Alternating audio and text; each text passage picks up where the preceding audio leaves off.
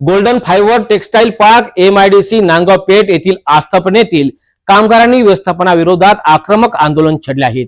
मनसे कामगार संघटनेच्या नेतृत्वात नांदगाव पेठ पोलीस स्टेशन येथे श्री रावत यांच्या विरोधात तक्रार दाखल केली आहे।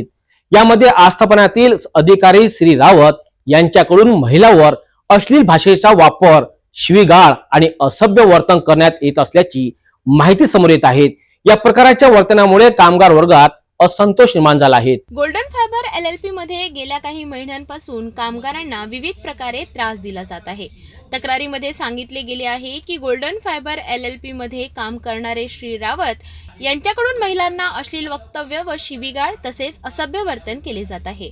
महिलांना घालून पाडून बोलणे, अश्लील भाषेचा वापर करणे तसेच सार्वजनिक ठिकाणी अपशब्द बोलून कामगारांचं मनोबल खालावणे या प्रकारची वर्तणूक केली जात आहे। कामगार संघटनांनी वारंवार या वर्तनाबद्दल आस्थापना व पोलीस प्रशासनाकडे तक्रारी दिल्या, मात्र अद्याप कोणतीही ठोस कारवाई केली गेली नाही। त्यामुळे कामगार सेना चिटणीस विकी थेटे यांच्या नेतृत्वात नांदगाव पोलीस स्टेशन येथे तक्रार दाखल करण्यात आली आहे।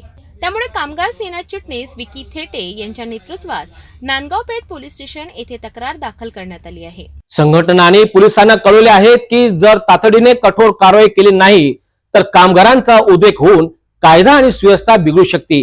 कामगार संघटना आणि संबंधित व्यक्तींनी तात्काळ कारवाई करण्याची मागणी सुद्धा केली आहे।